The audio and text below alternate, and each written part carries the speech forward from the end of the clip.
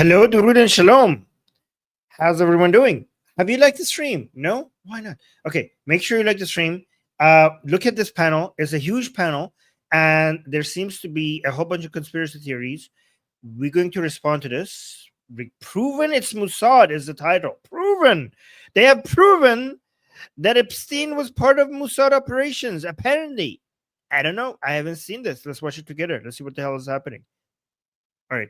I see the chat is already busy. Thank you, guys. Oh. Whatever that. Obviously, there's the infamous Bubba email, whatever that means. I don't know why people aren't talking about that more. If Donald Trump had blown some guy and they had an email, they would at least leak that email. We know a lot about Bill Clinton's sex life. Do you really think large blonde man, that's Bubba's type? I don't think so. Somebody else is running our government. Who ran this horrible scheme? There's no question Epstein was working with Israel. There's no question. Okay, sure. All right. The optics, the gold, the opulence that he surrounds himself in puts on full display that this guy does not give a flying fuck about the people that he pandered to on the campaign trail, and his priority is solely himself. He's not worried about 3 months from now or 2 months from now. He's worried about next week. I think that's the move until he can come up with another distraction, perhaps killing more people off of the coast of Venezuela. You know, Marjorie Taylor Greene has changed her position on so many different things. She just apologized on CNN and said she's sorry for contributing to the rhetoric. That is insane to me. This is why he called her a traitor. This is why people think that she's changed. This has come down to Israel. Oh Lawmakers could vote as soon as tomorrow on a... It's amazing how something that has very little to with Israel is now all about Israel. Isn't this crazy, guys? Like in the most powerful country in the world, with the biggest military, the greatest economy, the most amount of trade, and the most amount of influence all around the world on the planet, there's this criminal, Epstein, that has done something and evil, which I'm not going to say because YouTube might strike us down, and abuse children. And now Jew haters have managed to find a way to tie all of that to Israel with no evidence, and the entire world's politics is being changed by this one conspiracy theory. Like the entire planet is now under the influence of this one conspiracy theory, and the politics in the United States is shifting using this conspiracy theory. Bill to release the Epstein files in full, and it now seems certain that it will pass. President Trump has given Republicans the green light to vote for full disclosure, announcing on Truth Social last night that, quotes, "we have nothing to hide." Only last week, he summoned Lauren Boebert to the Situation Room, no less, in a frantic push to persuade Republicans to vote no. So what's changed? Well, first, Democrats have been selectively drip-feeding Epstein's emails to the media with their own spin. Second, it's becoming increasingly clear that the Epstein files are a bipartisan outrage. Everyone from Michael Wolff to Larry Summers, Peter Thiel, and even Noam Chomsky remained in contact with Epstein after his first conviction. One Democrat lawmaker even appeared to be coached through a congressional impeachment hearing by the pedophile, as illustrated by the Washington Post. Attorney-client privilege, yes, I will turn it over. You, as my friend Mr. Meadows pointed out, misled this committee even today in a written submission that contradicted your testimony. You have suggested you are going to review that. Did you review? Are you going to review it in our next break to correct the record, yes or no? Yes. Question, you helped out the president's campaign or were involved in the campaign as a representative. So guys, Piers Morgan's editing team didn't realize that they're blocking the text with this whole follow us Piers Morgan thing at the bottom. Really great job, Piers Morgan's team. What she's doing, so they now have all the text messages of Epstein. That part has been public, and they went and saw when this woman was talking to Epstein. Where was she? They found the video, and they basically put it next to each other. So apparently, she was basically getting advice from Epstein live while she was doing her thing here. As a spokesman, even in your helped out the look at this, is crazy. We'll turn it over. You, as my friend Mr. Meadows pointed out, misled this committee even today in a written submission that contradicted your testimony. You have suggested you are going to review that. Did you review? Are you going to review it in our next break to correct the record? Yes or no? So she's basically asking Epstein, what do I say? Or no. Yes. Question, you helped out the president's campaign or were involved in the campaign as a representative, as a spokesman, even in your words today. It was your idea for the campaign dating back to 2011. Is that accurate? Yes or no? Yes. Mr. Weisenberg and other individuals, Ms. Rona. Who are those individuals? Are they with the So now she's saying the things based on the advice Jeffrey Epstein gave her. She's now saying the things that she's supposed to say. Trump organization? They and are. are there other people that we should be meeting with? So Alan Weisselberg is the chief financial officer. The You got to Trump quickly give us organization. as many names as you can so we can get to them. Yes, ma'am. As Ms. Rona, what is Ms. Rona's position? Rona Graff is Mr. Trump's executive assistant. And would she be able to corroborate many of the statements that you've made here? Yes, her office is directly next to his. And Look, Jeffrey Epstein, now that she did the things that Jeffrey Epstein told her to say, she just got right at this second, she got a message from Jeffrey Epstein saying, good work. Wow, good job. You got an A+ from Jeffrey Epstein. and she's involved in a lot. By the way, apparently in the conspiracy theory world, does this mean that she also abused children? Because right now, I think the standard is that anybody that has ever even seen, like has been in a picture with, like was in the same room with, talked to Jeffrey Epstein at any point, apparently has abused children, apparently. So did she abuse children now? Is that how this works? It went on. Well, one thing missing from the files and the testimony of the many people involved is any serious accusations of wrongdoing against. So this is, guys, this is a lot of information that is being released. Like, you guys have no, like, people are like, oh, release the files. Like, ask them, do you know how much of the files has been released? Because they have no idea. Like, look at all the information that we have. Files and the testimony of the many people involved is any serious accusations of wrongdoing against the president. Many are now highlighting this vintage Trump interview from 2015, in which he torches the former Prince Andrew and says Epstein could be a political problem for the Clintons. You raised the question of Jeffrey Epstein in your remarks about in the Q&A. Well, I think he's got a problem. I mean, what do you think the problem will be? I don't know, but that island was really a cesspool. There's no question about it. Just ask Prince Andrew. He'll tell you about it. The island was an absolute cesspool. So, the Clintons are friends and he's of been yours, there right? for many The times. Clintons are friends, Well, yeah. I can't say friends, but I know You're them. friendly. You know them. They play at my clubs a lot. I have clubs, and everybody likes to play Are at you my saying clubs. there's a political problem for her if she runs for president? It could be a political problem. Look, he could be a political problem. Right now, he's Teflon, and right now, maybe not. But he could end up being a political problem. Well, if Trump has nothing to hide and has always known that, it's not unreasonable to ask why this ever became such a mess. It may simply be that a lot of people, including some of his friends and donors, are about to be declared guilty by association. It's very likely that there's no list of VIP clients and no paper trail to Tel Aviv, which means some people will simply never believe they got the full story anyway. But one thing is very clear, as it has been all along, this won't be going away until we know absolutely everything. Well, to debate, I'm joined by a star-studded panel. Cenk Uygur, the founder, CEO of the Young Turks, Brian Tyler Cohen, the host of No Lie, Random Tatum, better known as the Officer Tatum, and Michael Knowles, host of the Michael Knowles Show on Daily Wire. Plus, Anthony Scaramucci will join us shortly. Okay. Okay, so I bet you these two are going to say Trump had nothing to do with it, Israel had nothing to do with it, and this buffoon here, obviously the jink, is going to say that obviously this was all Mossad, and I don't know what this guy in the middle is going to say. I have no idea what he's going to say. Cenk, let me start with you.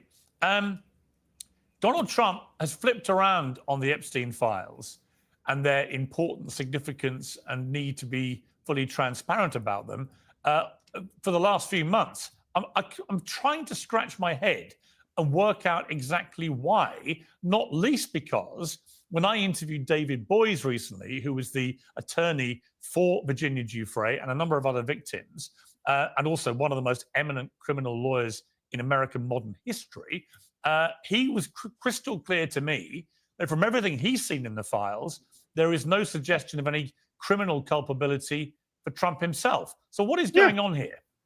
Oh, thank you. Okay, and also no evidence that Mossad was behind any of this. Say that as well. Yeah. So first of all, obviously there was things that were embarrassing there for Donald Trump. And, you know, What? in your intro, you talked about how there isn't anything that says that Donald Trump actually did something illegal. That's true. And that means it doesn't mean that it doesn't exist. It just means that we haven't seen the files yet, right? Oh my God. So if it doesn't mean it doesn't exist, The assumption should be it doesn't exist until proven otherwise. But if it turns out we see the files and we're sure that it's the complete files, and turns out Trump didn't do anything illegal, I wouldn't be overly shocked. This isn't about Trump. I know for the partisans, they think, oh, this is about Trump or Clinton or whoever, right? No, we just want to know who's running our country. Like he, you know what he's thinking? He's like, why are we focusing on Trump? Let's blame Israel. Let's just blame Israel.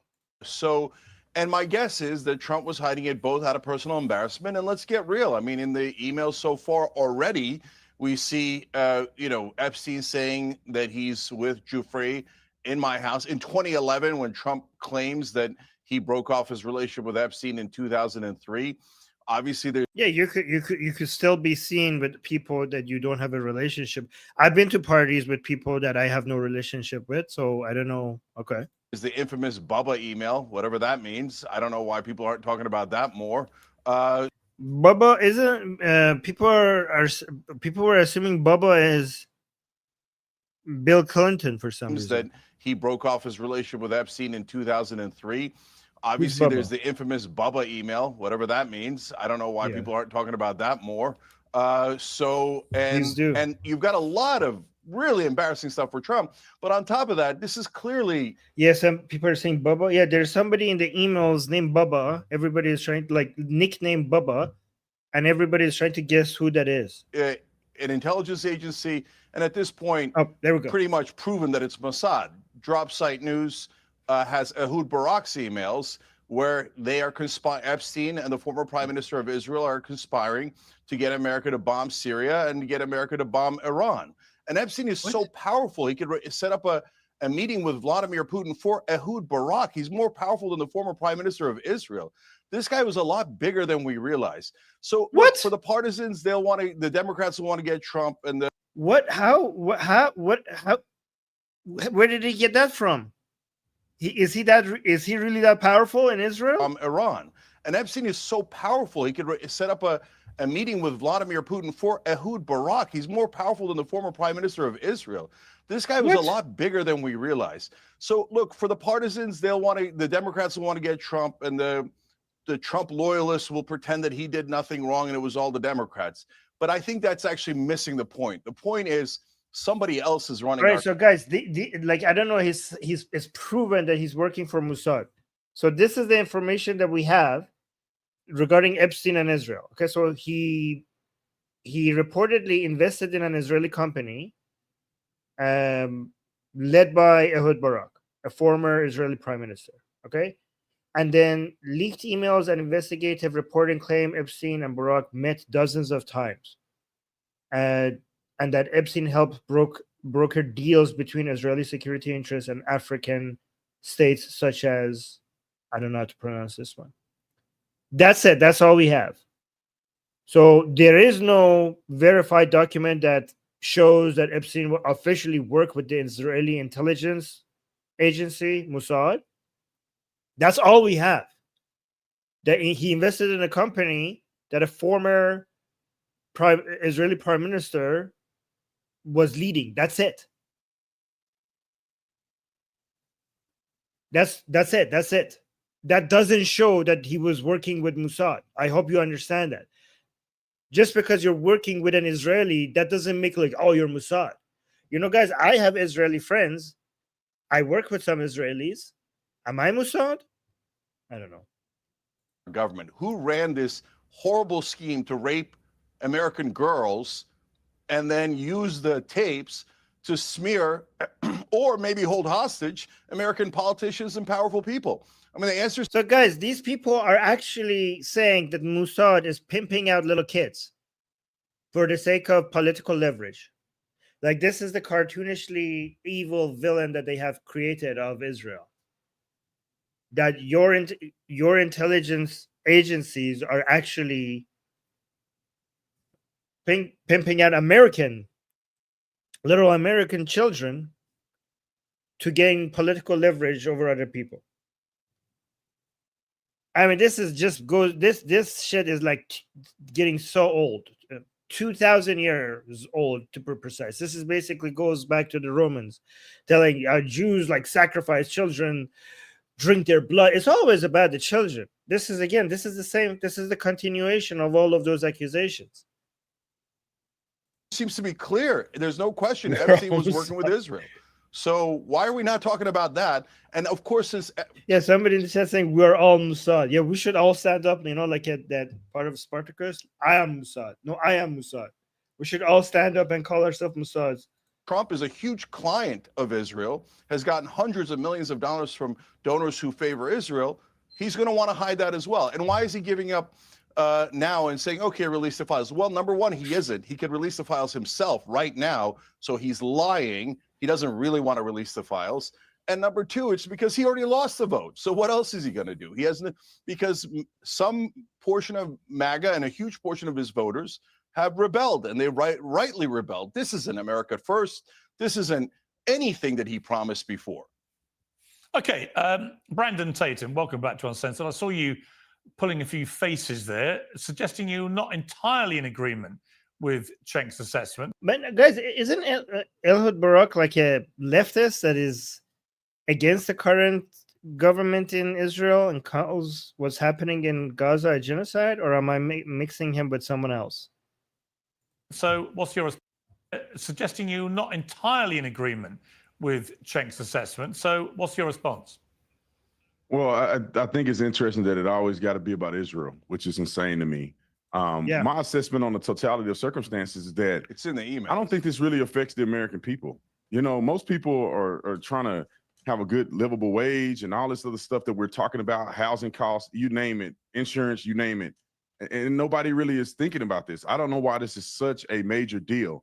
If Trump was implicated whatsoever in any of these files, I think we all agree that the Democrats would have at least hinted to it when he was running for office, so he'll never get in office again.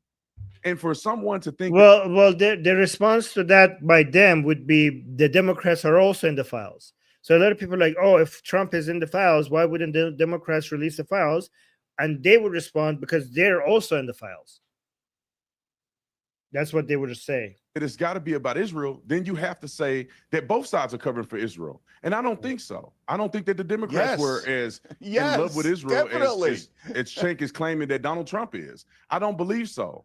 The CIA could be just as involved in this as you claim Mossad is. So we don't know. We don't have any evidence to even project this, to be honest. So I would say this, like everybody on this panel. Oh, thank you. BT just gave us a super chat. Thank you so much. Thank you. Oh, yeah, 1 out of 10. Let's go. Yeah, this is our first super chat. Thank you so much for the support. And also, John was saying he didn't say genocide. Ehud Barak said war crimes, not genocide. Okay, so he's against the current government in Israel regarding their operations in Gaza, and he is a leftist. So it's, if you're saying like, oh, Epstein was in touch with Ehud Barak, so that means that he's also connected to all of Israel and Mossad. And I mean, you didn't even check the politics in Israel to realize that this guy is not even in line with the current government in Israel. He's against them. They need to release the information so we can have clarity. But for this to be an here, the cat lady saying Barak is the head behind the attempts to make this country not Jewish, but Israelis like Hungary. What? But Israeli like Hungary and like other countries, these people think the enemy is peoplehood. Okay, I don't understand what you're saying there, but thank you. But I understood the first part. Okay. So yeah, not the best person to use to try to act like, oh my God, the evil people who are killing Palestinians. Epstein was an agent of them because he was actually working with somebody that was against all of that. Going thing, and everybody's just so hyper focused on this. This is the determination of whether you like Trump or not. That's asinine to me. Angel Studios are back with a new must-see documentary. No. Let's go. Let's switch the ad. No ads. Okay, let's go. Demanding truth and accountability. I mean, the one thing I would say about that, Brandon, that I would take issue with is your sense that people don't care. This is potentially one of the biggest pedophile scandals in modern American history. And it Is it? involves a man who's extremely mysterious, even to this day, seemed to have amassed an enormous personal wealth, buying one of the biggest homes in I think anybody that is abusing children is going to have a secret life and it's going to be mysterious, obviously. Manhattan. No one's quite sure how he got that money. He seems to, I mean, there's a fascinating bit of information. Yeah, because he was trying to hide how he got his money. It's not that complicated. The man was living a secret life. Problems like, I solved it for you. The guy was living a secret life. There you go. That explains everything. Quite sure how he got that money. He seems to, I mean, there's a fascinating bit of information on the Semaphore site today, Ben Smith's site, in which he talks about something that's on the files that's available now, which is Michael Wolff had written a 4,000-word piece about Epstein, which he sent to Epstein to try and, as he puts it, induce him to get other friends to talk to Wolff. And people can have their view about the ethics of that, but this has been Wolff's playbook with a lot of people over the years. But if you read it, the sheer volume, and this is after the conviction that Epstein had for being a pedophile, the sheer volume of rich, famous, powerful people pouring in and out of this Manhattan home is unbelievable. And and there are potentially 2,000 girls and young women, many of the girls underage, who have been abused here. So I do think it really matters. Let me clarify that if it came across as me saying nobody cares. I don't think it's that nobody cares. I think when you talk about the priorities of the president of the United States and the priorities of our country, I'm saying it's not as significant. There were a lot of victims, and I think they need to get justice. And how we haven't gotten justice for them this far is insane to me. We should release all the files. But what I'm saying is that no, we shouldn't. It's bad for the victims to release all the files. We shouldn't be releasing all the files. God damn it! There, a lot of people, a lot of innocent people will be considered guilty by the court of public opinion just because their names are in the files. There are a lot of victims who, even if their names are redacted, people are going to be able to put 2 and 2 together, and they're going to be able to find their identity if all the files are released. So, yeah, for the sake of the victims, you shouldn't release all the files, some of it. And there's also some parts that is going to mess up ongoing investigations if you release all the files. So, for these reasons, you shouldn't be releasing all the files. You should release as much as you can, but not the rest. Gotten justice for them this far is insane to me. We should release all the files. But what I'm saying is that the majority of the priority of this country, and the reason why I think that the president isn't as focused on this, and it's not necessarily just because it's nefarious, it's because there's a lot more things going on in our country that the majority of Americans are feeling every day in their pocketbook and all of the above. So that's all I'm saying. I don't want to be insensitive to people who are victimized by this criminal and evil person who's now dead. So I wanted to make sure that it's clear. Okay, Brian, it's a fast-moving scandal. The former Prince Andrew was sort of hanging on right to the point that there were new leaked emails contradicting his previous statements about how long he'd known Epstein and so on. As Cenk pointed out, if what Epstein says in these emails that came out about Trump in the last few days is right, then it appears that Donald Trump may have continued his friendship with Epstein past when he said he did before. So these emails, the leak emails have been pretty devastating in terms of apparent evidence contradicting a lot of public statements by a lot of very famous people. But ultimately, to me, what really matters is whether any of this activity was criminal. And I am mindful again of what David Boies said to me, which is he'd seen nothing criminal against Trump, but he had seen stuff against at least 6 and maybe as many as a dozen high-profile men, which he thought warranted criminal prosecution. So this has a long way to go. If this dump comes with all the files released, we could see a flurry of prosecutions against some very famous people. I mean, didn't the FBI or what? No, was it the DOJ that said that based on whatever they have, it doesn't incriminate anyone else? Or am I mistaken? Look, even if Trump didn't do anything illegal, the reality is that he is the one secreting all of these files, in effect protecting all of these people who may very well have done something illegal. And that's just as bad in my book, whether you are the one committing these crimes or whether you're the one protecting these people who are committing these crimes. And the reality is that Donald Trump had the ability via Pam Bondi, because as we all know, she is an appendage of him, to be able to release these files months ago. And in fact, this wouldn't have been surprising considering this administration is filled with people who staked their entire identities, who predicated their entire brands on this idea that they were going to release the Epstein files on day one. So it's no surprise when you staff your administration with Dan Bongino and Kash Patel and Pam Bondi and Alina Habba, all of these people who had been beating this drum about releasing these Epstein files, suddenly they hide them. So if somebody did do something illegal and you have somebody who's protecting those people, in my book, that is just as bad. And I want to clarify a point that I heard previously on this panel, this idea that if there was something bad in the Epstein files, that the Biden administration would have just released it. First of all, the Ghislaine Maxwell prosecution was going until 2022, and then her appeal was going until 2025. And in a world prior to this one, where the DOJ is completely politicized and weaponized, they're not going to release information on ongoing prosecutions. So here's what I have. There is no trustworthy public evidence that the unreleased files already prove more people beyond those charged are guilty. So people are like, oh my God, you're protecting pedophiles. Like, so far, everything we know, the remaining files only gets some innocent people mentioned, a whole bunch of public scrutiny, but nothing else. Like, you don't actually know the parts that have been released are already the parts, the people who have been found guilty. You don't know if the remaining files is going to add anything to that. You don't actually know that. These people are just saying that as if we know that. But that notwithstanding, look, I do believe that this stuff should have been released, and that falls squarely in the lap of one person, and that's Merrick Garland.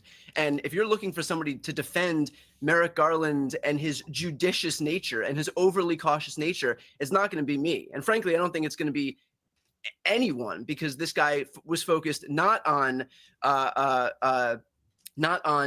achieving justice without fear or favor. This guy was focused on preventing the optics of politicization. This was as weak and meek an attorney general as I think we've ever had. So I also think that Merrick Garland should have released this stuff sooner. But look, in a see, guys, again here, the DOJ and the FBI, they both publicly stated that after exhaustive review of the files released related to Jeffrey Epstein, they found no evidence of basically incriminating. They found no incriminating client list, but basically no documented list of high-profile people who received underage victims in Epstein files, and they didn't cover evidence that, and they didn't say,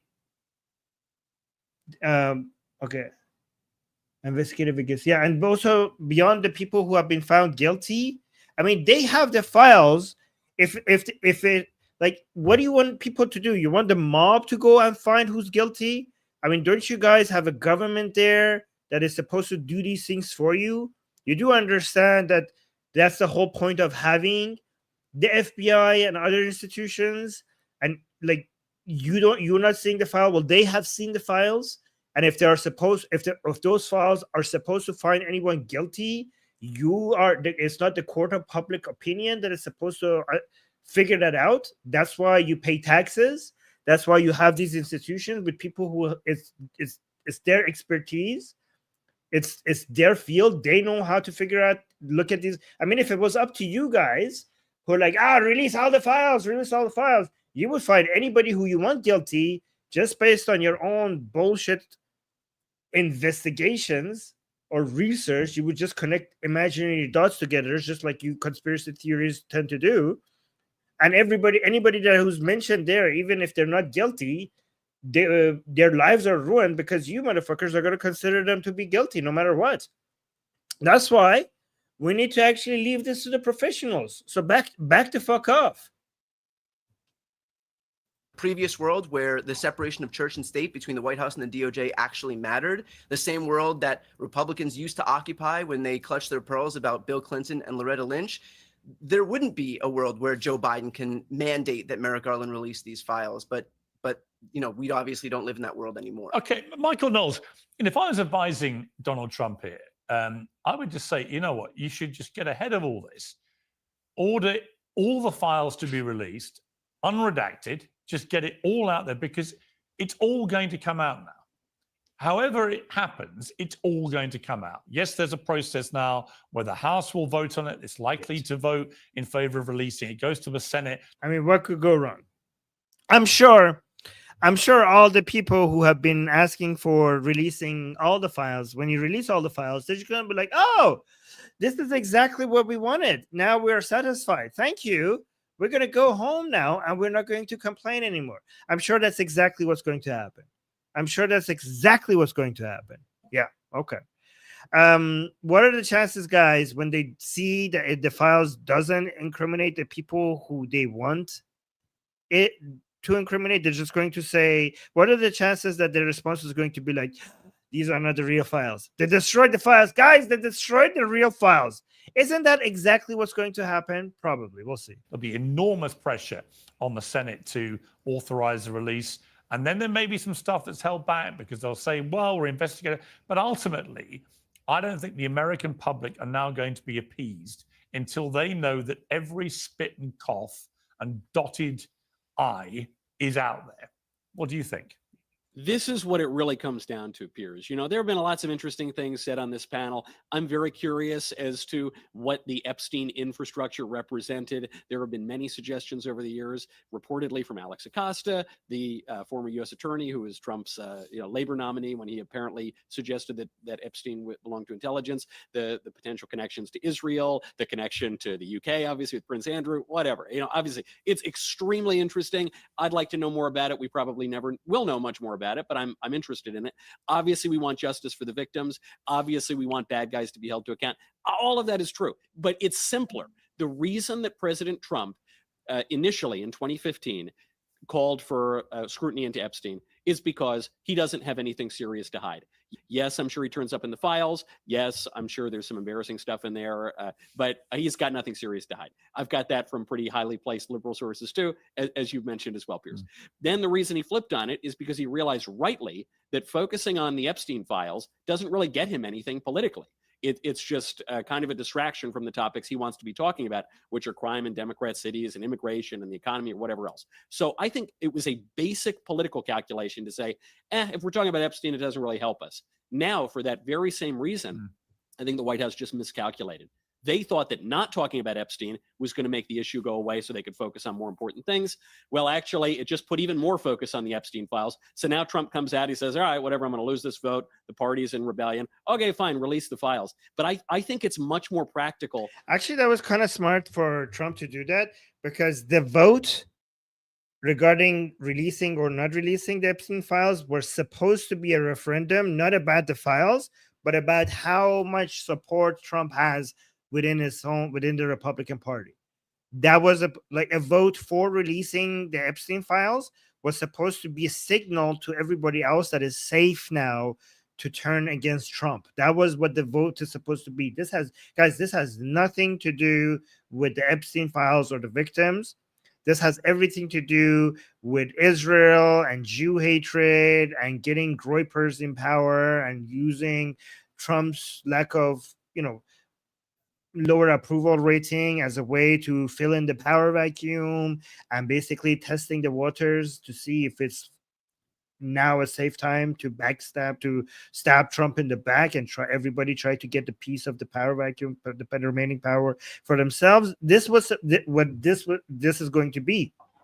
But when Trump came out and said, oh, actually go ahead and vote for the files to be released, now you cannot actually do that anymore. It doesn't work like that anymore. So nobody could come and be like, guys, look, I'm voting against Trump.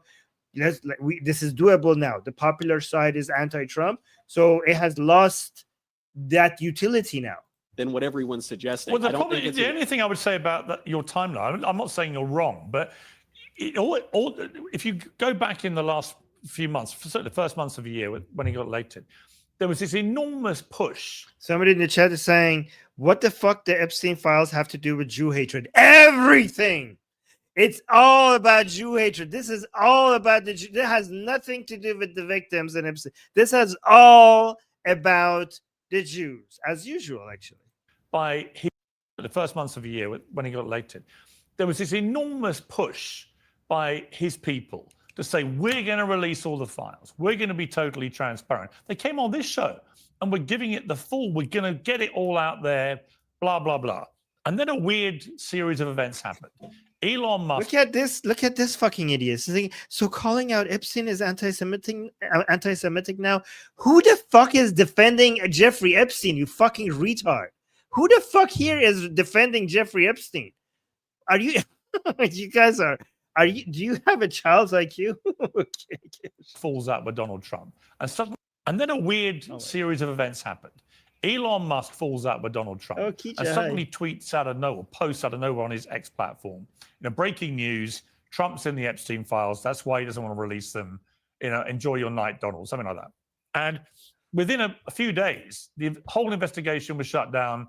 The whole idea of releasing them was shut down. And, I remember looking at all that thinking, that is very odd. What is going on here, right? What has Elon Musk seen or heard? And the fact he set off this bonfire with this one post, which he then deleted later, but it triggered a series of events at the White House that was a screeching U-turn on their previous attitude and tone towards these files. You don't have to be a conspiracy theorist, Michael, to think it's all a bit weird. It's all just, this is like a favorite thing for conspiracy theorists to connect the dots. Like, yeah, I don't have any evidence, but it's just a bit weird, isn't it? Oh, Shana just gave us a super chat saying, I think the Mamdani win was a signal to the groypers that they could be bolder and make a move. Thank God many Republicans do see it through. Do see through it. Okay. I hope they do. I hope so. I appreciate that. And yeah, you're right actually about that being the signal. We saw Nick Fuentes celebrating Mamdani's win. You don't have to be a conspiracy theorist, Michael, to think it's all a bit weird. Holiday season is here. All right, holiday season is here. I don't care. Let's go to the today.com/ kind of proves the more basic.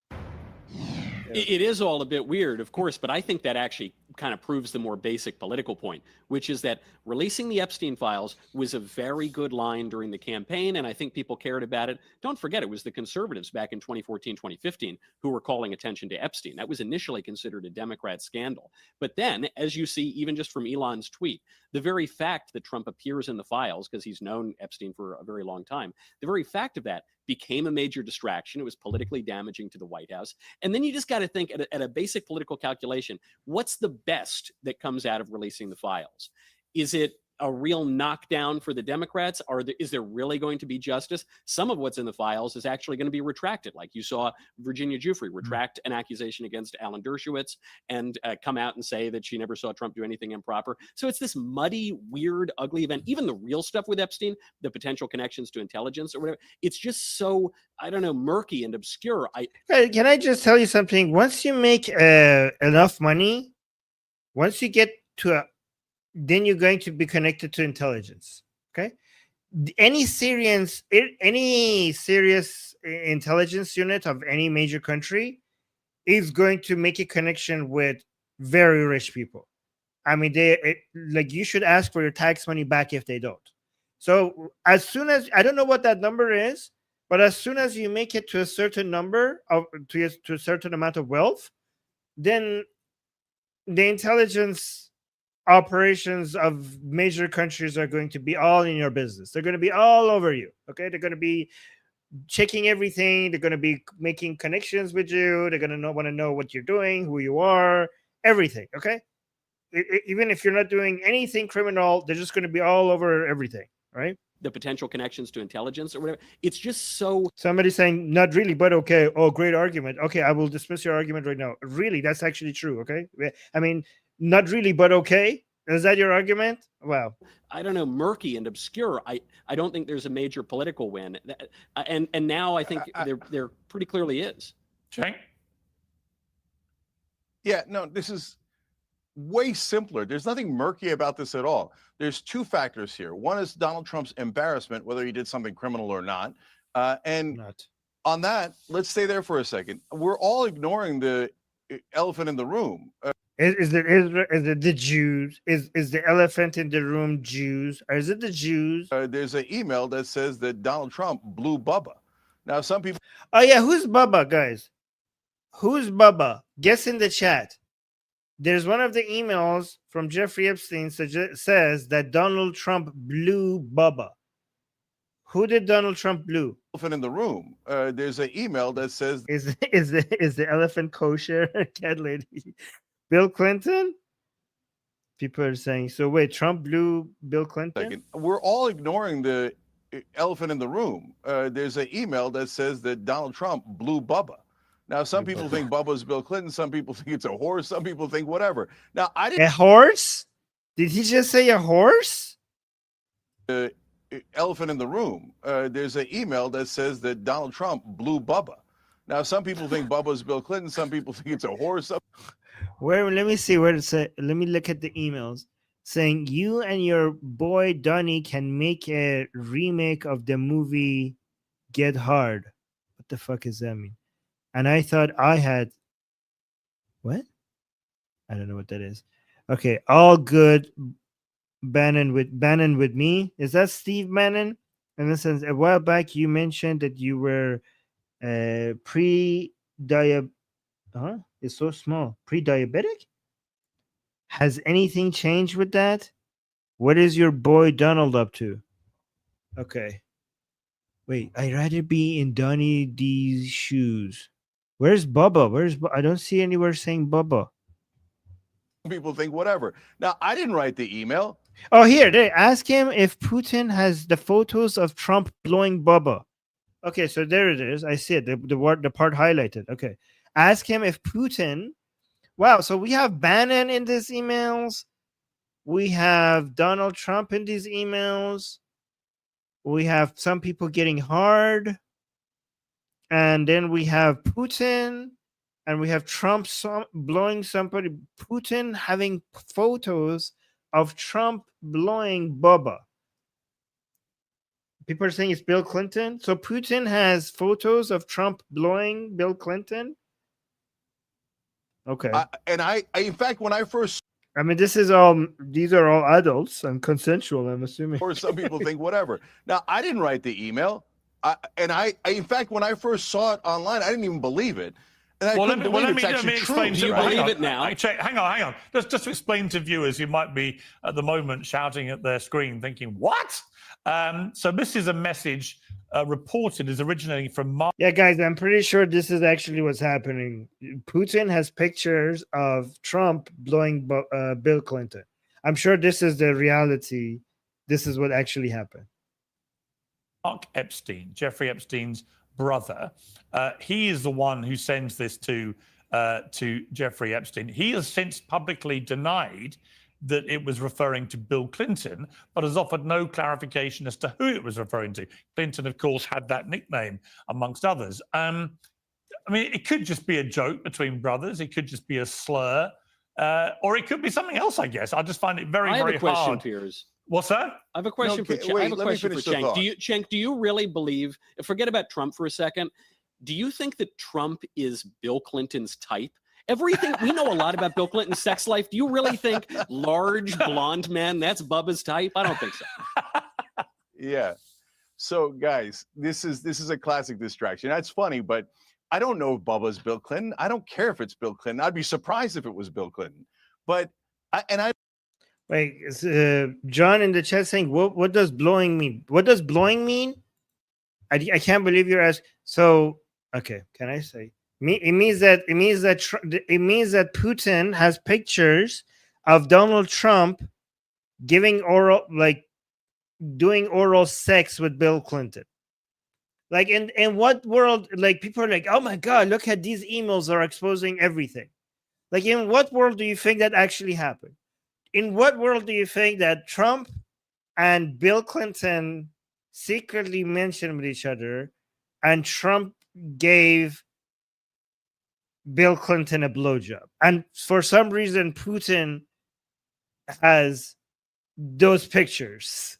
Like, in what world do you think that's that's a thing?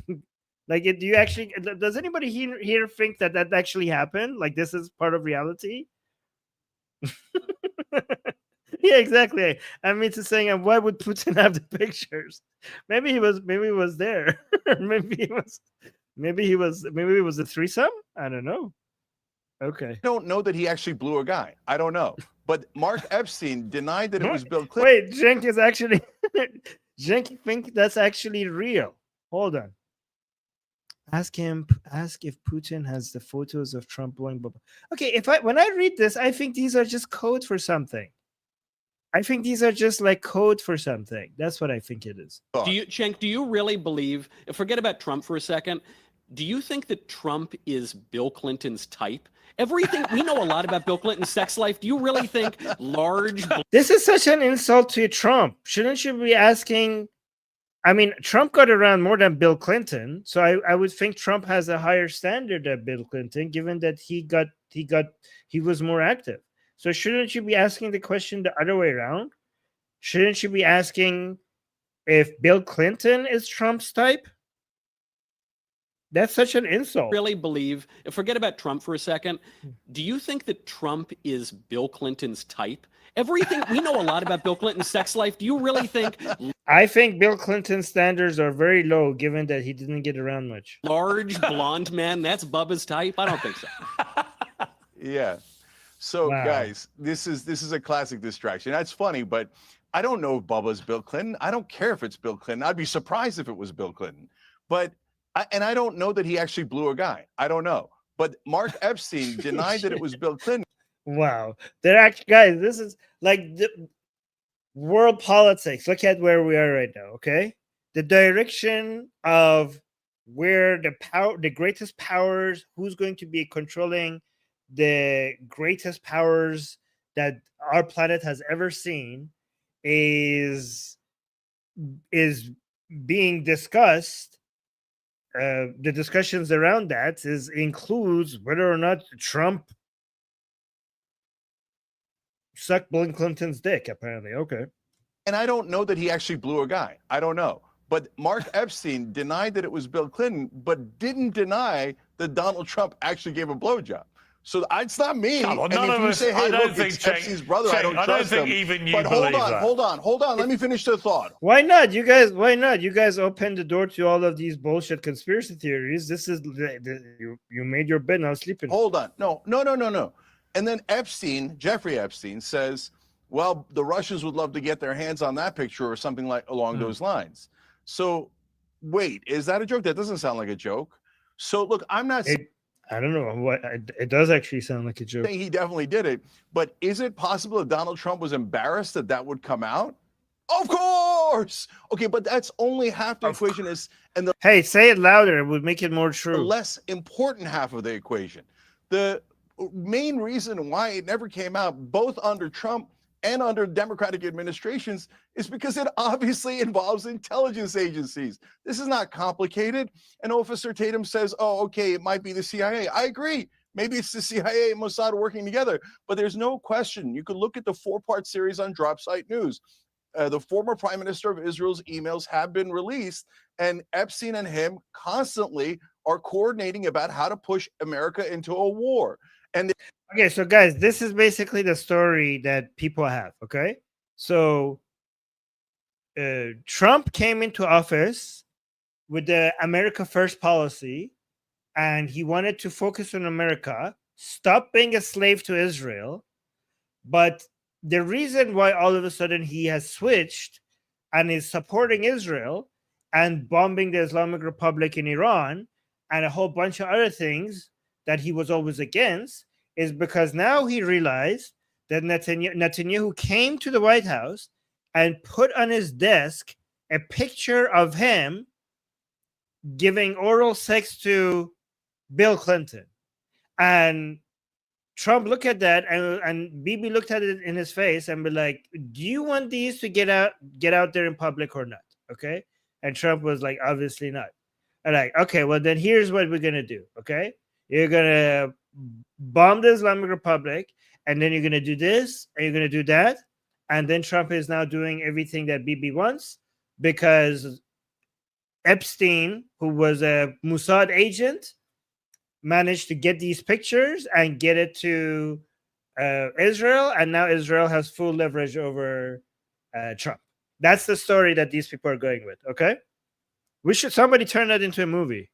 They're talking about only the benefit of Israel. They never talk about the benefit of America. And Epstein is using almost, or maybe not Bill Clinton, but he was blowing somebody basically. only the benefit of Israel. They never talk about the benefit of America. And Epstein, see that? Look, he's connecting all of these dots for us. This is constantly are coordinating about how to push America into a war. And they're talking about only the benefit of Israel. They never talk about the benefit of America. And Epstein is using almost all of his power to help Israel. That's now an established fact. And that's way more important than Bubba, right? Yeah. So what the chat says, America is cooked. They watch too much Netflix. Guys, find Bubba. And yet, that's another giant elephant in the room. And mainstream media is like, oh, no, it involves Israel, so we can't talk about it. Well, that explains everything. That explains why both parties have been covering this up, because it involves potentially our government or a beloved special allies government. Officer Tatum, look, I don't know the answer to this, but I would say, having read a lot about Jeffrey Epstein now and the circles he mixed in and the circles he brought to his home and to his island, when you put it all together, it is absolutely not beyond the realms of fantasy. In fact, I would say it heads more to a high likelihood that he was up to his neck in it with intelligence agencies of some kind, maybe myriad intelligence agencies. It would absolutely go with his persona and the type of people he was getting around his table on a sort of almost daily basis. So I certainly wouldn't want to bet the bank on him having no attachment to Mossad or CIA or anybody else. Yeah, obviously everything is possible. It's possible that he had connections with a whole bunch of intelligence, units and operations all around the world. We don't know. The point is that you cannot believe in things until you see it. Like, oh, it's possible. Is it possible? Yeah, of course it's possible. Everything is possible, but you have to believe it once you get the evidence for it. Yeah, I wouldn't say that either. I have no idea what exactly is involved in this, and nobody does. I mean, it's a very complicated situation. Nobody understands the totality of this, because he was arrested under Donald Trump's first term, if I'm not mistaken. They had the information there. It was we had the White House and everything. We could have divulged whatever needs to be divulged, and people are going to argue if they don't get the results they want that it was deleted. It was somehow some nefarious thing that went on. Then the Clintons said, and then exactly, Officer Tatum, exactly. Once you release it, if they don't see what they wanted to see, they're going to be like, oh, it was destroyed. Exactly, on point. Joe Biden had it forever, and they did nothing. They didn't even mention any impropriety about Donald Trump. You would think, if Donald Trump had blown some guy and they had an email, they would at least leak that email. They wouldn't mention nothing else. They would leak an email about Donald. No, they wouldn't leak it. Here, I'll help you, conspiracy theorists. Okay, they wouldn't leak it because they are the ones who were being blown. They're like, why? If they have images or emails of Trump blowing somebody, then why wouldn't the Democrats release those files? Well, because they're the ones who were being blown. They were on the other side of the blowing thing. Trump, at least before the election, to make him look bad, so he'll never get into office. American politics, guys. This is American. Look what it has come to now. They would at least leak that email. They wouldn't mention nothing else. They would leak an email about Donald Trump, at least before the election, to make him look bad, so he'll never get into office, and they can continue to cover this up forever in perpetuity. You know why I think they didn't, unless Israel ordered them not to. So I mean, it's just a misspelling. It might be. Hang on. It might be simpler than that. It's crazy to me. It might be simpler than that. My gut feeling. Biden listened to every. Guys, what is this timeline that we're on? Is this real? Is this real history now? Okay. It's crazy to me. It might be simpler than that. My gut feeling. Biden listened to every single thing Israel said. My gut feeling about this, Officer Tatum, is the reason actually in the end neither side has felt compelled to release all these files is I suspect when we see them all that both sides have a lot of of blood on their hands, not literally, but in terms of embarrassing revelation, perhaps evidence of criminality and so on. I suspect you'll see this is a proper bipartisan scandal. I only base that on the type of guests that Epstein was having all the time. They were from every part of American high society, Democrat, Republican, you name it, they were trotting down there. So from what I'm gathering from people Oh my God. You know what? Now that you're going to release the files, I hope that there's nothing there to see you come out and say, like, I don't know what you guys are going to say, like, because you're basically promising everything to people. Like, you're promising guys, when are the files going to be released? When is the voting happening? Because they're now voting on releasing all the files, and everybody suspects that it's going to get the vote. So if there's nothing there, what are you guys going to do? Because right now, everyone's pretending like there's going to be a whole bunch of powerful people that are going to be incriminated, like so many big names, big celebrities, world leaders. Like our minds will be blown regarding who's on the list, right?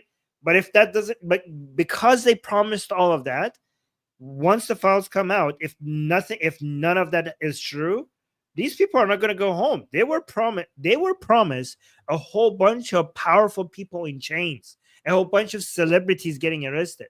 They're not going to be satisfied with anything less. Seen these files, there's a lot of embarrassment to be had for both parties, which may explain why both parties have been reluctant to put it all out into the public domain. Yeah, I agree with you. I agree with you on that to a certain degree, because it does appear to be that way. There's people that have mentioned, obviously on television and the like, that there are people that may be implicated that probably did not commit a crime. They have just been accused of committing a crime from victims with no evidence. And so I think there's a risk in that they don't want to expose people that have not been able. Oh my God, he gets it. I like this guy now. I like this guy. That's why you can't release the files. Guys, imagine if in one of the files, one of the victims blames a person, okay, with accuses a person, and there is no evidence for it other than that victim accusing them of it. And now you release the files. Are you going to be the person that comes and says, well, look, we cannot assume this person is guilty? Like, oh my God, the victim said it. I'm like, okay, but there's no evidence. Like, that guy's life is ruined. And again, every time we come here and say, well, other than that victim accusing that person, there is no evidence for it. If you say that, what people are going to say is that you are deciding to believe a pedophile, a child abusing pedophile, over an actual victim. And then you're going to be accused of defending predators and, against the victims. That's what you're like, just because you wait for evidence, that's what you're going to be accused of. So yeah, that's why releasing the files, all of them, is insane. A whole bunch of innocent people with no evidence of their guilt are going to be considered guilty forever. And anybody wanting to point out that there is actually no evidence for their guilt is going to be accused of protecting pedophiles. And so I think there's a risk in that they don't want to expose people that have not been able to go through justice. But I would argue, as crooked as the Democrats were, you would think that they would float and release things to make sure that Donald Trump would get in office, and therefore they can have the White House again, and no one would ever know. I do agree with that. I have to say, I do agree with that, Brian. Just to bring you in here, I mean, they tried to jail him for just about everything. People tried to kill Donald Trump several times in that campaign. The idea that the Democrats, with these files in their possession, would not have trawled them at some stage for stuff which could be damaging to Trump, if not disqualifying, I think is for the birds. They must have done. And if they didn't, they're even more useless and incompetent than the polls currently suggest. Wait, what? What did he say? Sorry. With these files in there several times in that campaign, the idea that the Democrats, with these files in their possession, would not have trawled them at some stage for stuff which could be damaging to Trump, if not disqualifying, I think is for the birds. They must have done. And if they didn't, they're even more useless and incompetent than the polls currently suggest. Well, first of all, let's not conflate they with the Democrats in terms of who tried to assassinate Donald Trump. I didn't say that. I was very careful. I said they tried to. I heard the hedging language, but I just Well, wanted to state as well. I'll be crystal clear. They, i.e., the left, tried to jail him for absolutely everything. That's uncontestable. And I said, and there were attempts to take his life several times. And they justified the assassination. Right. I'm not pinning that on Democrats, but I'm saying that there was a lot going on in that year to stop Donald Trump becoming president again, either through imprisonment or through killing him. And the idea that no one on the left in possession of these files would not have trawled them for damaging information, I think is stretching credulity, isn't it?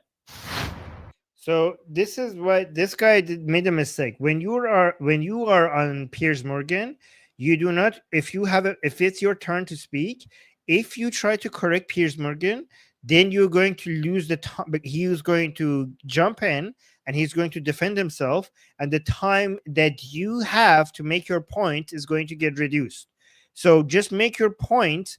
And if you need to correct him about anything he said, do it at the end of what you said, not at the beginning, because your opportunity to speak has now been reduced by a whole lot. Damaging information, I think, is sponsored by flight. Take joggers. Pants. By the way, guys, get me on Piers Morgan. Somebody help me get me on Piers Morgan. Here's my email. Send it to the powers that be. I mean, I'm a Zionist, so, and I've been told that the Jews run the world. So one of the Jews that is running the world, help me out here. Like, that's my email. Send it to Piers Morgan's team and get them to email me and have me on the show. Thank you. It's armin.navobi@gmail.com. Entire ethos, his entire raison d'etre in government was just to prevent the optics of politicization. Am I surprised that Merrick Garland didn't leak any of this information in the files? Absolutely not. Again, this guy didn't do this. This guy's sole focus was to not do anything political or politicized. So if you're asking why this wasn't leaked, do I think it should have been leaked? Absolutely. Do I care whether anyone from Larry Summers or Bill Clinton all the way to Donald Trump is implicated in these files? Am I looking to protect any of these people? Absolutely not. I think all of this should have been released. Wow, guys, I'm against powerful people. Am I? This is virtue signal. If you're against the rich and powerful, you're just such a good person. Okay. If you say like, oh my God, we should tax them more. We should find ways to put them in jail. I have no sympathy for billionaires and people who have created a lot of wealth and they're powerful. Anybody who has power and money, it must be evil. I mean, there could be no other way. And if I say anything that seems like I'm defending them, then oh my God, Armin is defending the rich and powerful. Oh my God, he's just like, this is the way people virtue signal, right? I mean, it doesn't matter if they're evil, if they're not, if they're guilty, if they're not. If they're rich and powerful, they must be bad people. And anybody who's speaking against them is standing up against power, and therefore a good person. Apparently, that's how it works. By the way, so did the people that staff this very administration. Dan Bongino, Kash Patel. The fact that they now are so silent, the fact that they're perpetuating the same cover-up that they once condemned. I don't disagree. I don't disagree. I think you make a perfectly valid point about the hypocrisy on both sides. Michael, you want to respond to that? Yeah, hold on. Brian's whitewashing Garland a little bit too much here. He's complimenting him by pretending to insult him. So he's saying, the real problem with Merrick Garland. Well, you are, because you're saying the real problem with Merrick Garland is he didn't want to get into the fray of politics. He was so clean. He wanted to remain so above it all. This is the guy who lied about the Biden DOJ spying on Catholic parishes, going in, so much perfidy, so much deception. And I don't know, he was a complete political hack. And I think what's important to this conversation is, I don't think it was Merrick Garland's pristine moral standards that prevented him from releasing this. I think that probably Piers is right. One second, Brian. I think Piers is probably right that if the Democrats don't want to release the files, it's because the files don't look good for them either. If you think Merrick Garland was a political hack, do you think Pam Bondi is a political hack, Michael? I think Pam Bondi is doing a very good job as Attorney General. Well, And there I don't you think go. she's a hack like This Garland. woman, I don't this think woman no, in the has sense that she's engaged in obviously- every. she's This obviously woman has a engaged in Republican every partisan, political but- prosecution. Donald Trump literally Pam Bundy is anti-free speech. I don't like her. this obviously woman has a engaged in Republican every partisan, political but- prosecution. Donald Trump literally sends his Pam Bundy said that hate speech needs to, like, we're gonna go after people for hate speech, basically like the UK apparently. She's this woman obviously has a engaged in Republican every partisan, political but- prosecution. Donald Trump literally sends his little edicts out into the ether on Truth Social. He posted what was supposed to be a DM to Pam, telling her what to do. And the second, Yeah, the second but I she don't read think it, Pam she Bondi snapped is- too. I don't think the Pam notion Bondi that is Pam Bondi lying is doing a about- very good job, but that Merrick Garland's a, Yeah, is she's a doing a good political hack. I wish Merrick Garland was more of a political I'll hack. explain to you the But the notion distinction. that I'll Pam get- Bondi is just some like figure, is some No, I'll explain to apolitical you the figure, is distinction a if you'd like. joke. No, here's the distinction. You were saying Pam Bondi has an allegiance to President Trump, or she's a conservative or something. Yeah, obviously, of course, she's the Attorney General under a Republican administration. I guess the difference is I don't think Pam Bondi is lying about the FBI going in and spying on the political enemies of the party in power. Was And Pam Merrick Bondi Garland did lying when that, she said the which is files why were he's right on much her more of a desk and hack that they were going to be than any of released? the Republican listen, I've got to bring it up. No, I mean, okay, so Pam Bundy already released a whole bunch of the files. That's my understanding. So she did release the files. She just didn't release the parts that the courts wouldn't allow her to release, and also the investigation wouldn't allow her to release. But they released the rest. The only reason why I don't like Pam Bundy is because after Charlie Kirk's assassination, she said that we're going to go after people for hate speech, which is basically against everything Charlie Kirk stood for. Lying when she said the which is files why were he's right on much her more of a desk and hack that they were going to be than any of released. the Republican Listen, I've got to bring it up. Was Pam Bondi lying when she said the files were going to be released on her desk? Yeah, I think wish she she hadn't was. said that, 'cause I'm afraid. Let me jump in there. I think that what You she wish did, she hadn't said it because what it's a she lie. did that day was ludicrous, and is actually one of the reasons why the whole thing spiraled out of control. Because if you take a camel to the edge of an oasis and don't actually give it a drink, they get angry. A whole fire panel. I'm going to bring in Anthony Scaramucci, the former White House press secretary, host of The Rest is Politics US. Anthony, great to have you back on Uncensored. How are you? It's nice to be on. I see a lot of my friends there. Hello, Michael. It was a pretty to see you, partisan sir. comment there, Michael. Hello, Brian. Hank. Anthony. So yeah, this is Pam Bundy did release like a whole bunch of. I'm checking.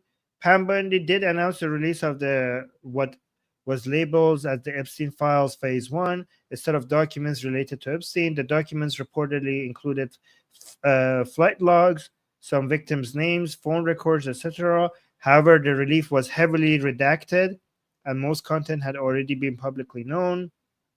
Most, not all.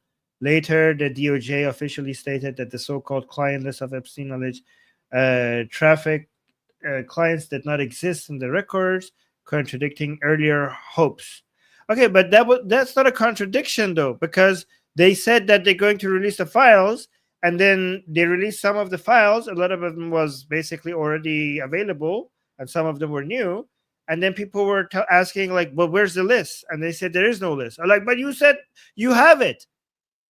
That's a contradiction. I mean, that's not a contradiction because they said they have the files. They didn't say they have a client list. They said they have the files, not a client list. So that's not a contradiction. Yeah, I mean, Michael, I love you. You think Pam Bondi is nonpartisan, but Merrick Garland was. I No, mean, didn't come on, say man. that. I said That is she's not such a I said stretch, she's not my a hack brother. like Garland.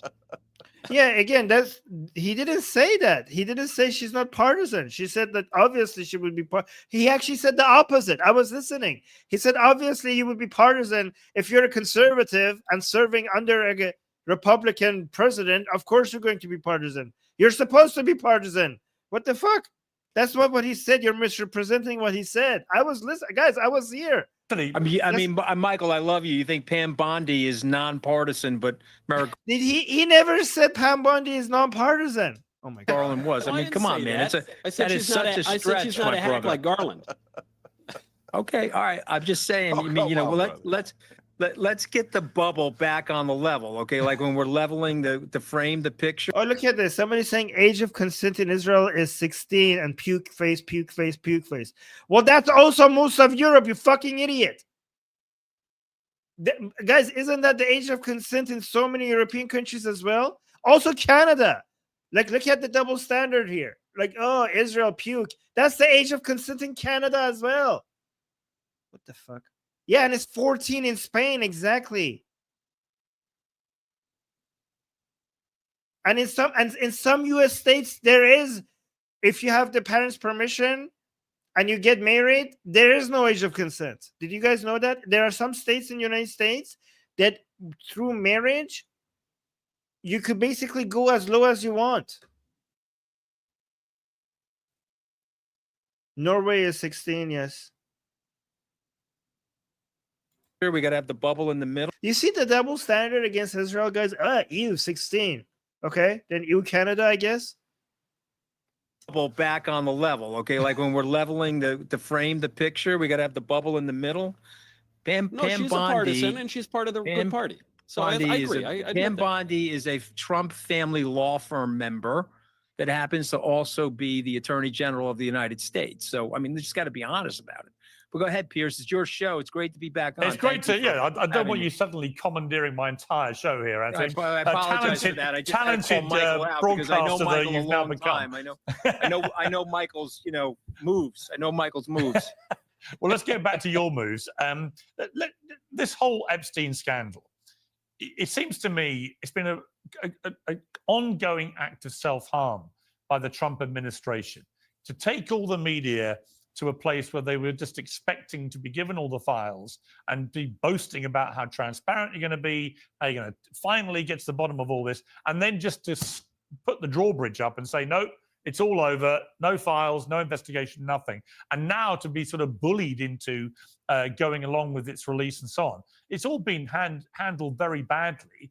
And what's been fascinating, I think, to watch from the outside is the way that a lot of the pressure on Trump has not just come from Democrats, but has actually come from within the MAGA base, who were enraged about this and wanted these files released and have been completely incredulous as to why suddenly they weren't being.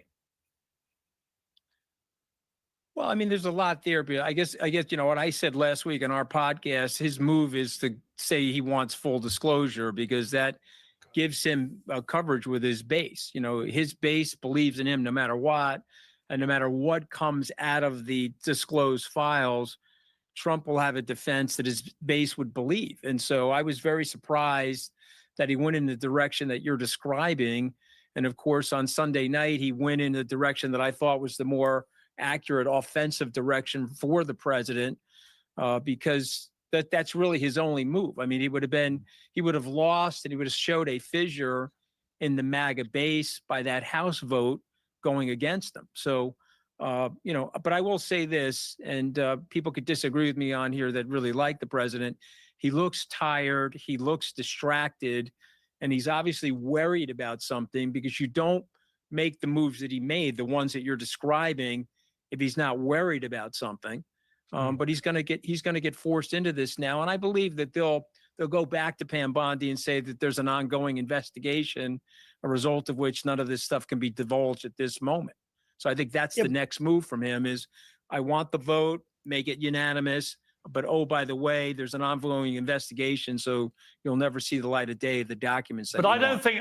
Yeah, but that's the right answer. That is the right answer. Oh my God. Anthony, that's going to fly. I just do not think that will fly either outside of his party or within his. Guys, I never felt bad for Trump, but this is the first time I'm actually feeling bad for Trump. Okay, because there's no winning with this. I don't know. I just do not think that will fly either outside of his party or within his party. You're seeing a really fascinating schism erupting now in the conservative right in America. A lot of it goes back to Israel, but I also think the Epstein files have been a major part of this. You just see people. Is somebody in the chat saying just release the files? It's simple. I mean, you're the simple-minded person. If you think it's simple, then you're not very smart. You're not very intelligent. It's actually not that simple. There are court orders against releasing them. There's investigations happening. There are victims' names that would be exposed. There are innocent people on the list that are going to be that have their lives ruined with releasing the files. So if you say it's simple, you are very simple. Epstein files have been a major part of this. You just see people signing up on either side of this. And I think that a lot of the MAGA base, the real diehard Trumpers, they want this stuff out there. Well, let me just push back for a second, Piers. I know you have a lot of other people we need to talk to on the show, but I just want to say this because I know him very well. I think that's the move until they can come up with another distraction, perhaps killing more people off of the coast of Venezuela, invading Venezuela. Guys, the whole Venezuela thing, by the way, apparently is about Epstein, according to these people. Everything that is happening from now on, anything that happens anywhere, it's a distraction from the Epstein files. Okay, if aliens attack, this is just somehow a distraction from the Epstein files. Okay, anything. Something to do with Ukraine, he will find a distraction. Remember, Trump is always characterized by incrementalism. And so he's not worried about 3 months from now or 2 months from now. He's worried about next week. And so you would be right if he doesn't come up with more smoke screens. And I would just tell you that he has a PhD in smoke screening. So I predict he'll find something to distract people from this over the ensuing months. All right, Michael, just bringing you back on that point. That could well be the case. But I really... How could he distract people from this when anything that happens, people are going to call it a distraction from the Epstein files? I really do think if all they do is kick this can down the road, it's going to get a bigger problem for the Trump administration. I totally agree. And I almost agree with my friend, Mr. Scaramucci over there. I think he's just getting it backwards. I think that the entire calculation here was that the Epstein files are a major distraction. And so what has come to be the case, I think indisputably, is that not releasing the files was a distraction. There are going to be files, however, that will not come out. And even if they did release all the files, there will always be people saying, well, there were more emails, there were files that were destroyed. Of course that's the case. The Epstein... So why give them what they want? If you give them what they ask, they're going to say this is not what we wanted, and they're going to still complain. So just stop bending the knee to these people. You say like release the files. Here's the response. Okay, if they ask you to release all the files, you say, "Fuck you." I'm doing my other stuff. I'm focusing on what I'm doing. All right, just say get the fuck out of here. Right? Just say no. That's it. Just say fuck you. That's all. All right. Just say what happens. Like we're like, oh my god, there's going to be a backlash if I don't release the files. It will continue. You're just dragging it out longer. These people will never be satisfied. I mean, you guys saw this from the woke left. Every time you bent the knee to the woke left, they will continue asking for more. They will never be satisfied. This is the same thing now coming from the woke right. This is now mostly coming from groypers. I mean, everybody's doing it, but the groypers are leading it. And they are the same. Don't bend the knee. Don't give them anything. You give them an inch, they were gonna come for more. I mean, I don't know why I said an inch. That's blasphemy for me. I prefer the metric system. Can always be people saying, well, there were more emails, there were files that were destroyed. Of course that's the case. The Epstein scandal is really, really bizarre. And so I kind of think of it like the JFK files. 1992, we were supposed to get those JFK files, and the government just doesn't release them all. So either Epstein is who the elites say that he is, which is a weird, rich sex freak, but no connections to any political questions, or he was the super duper triple spy for every government agency in the world. He's James Bond and Jason Bourne, in which case we're never going to find out the full story.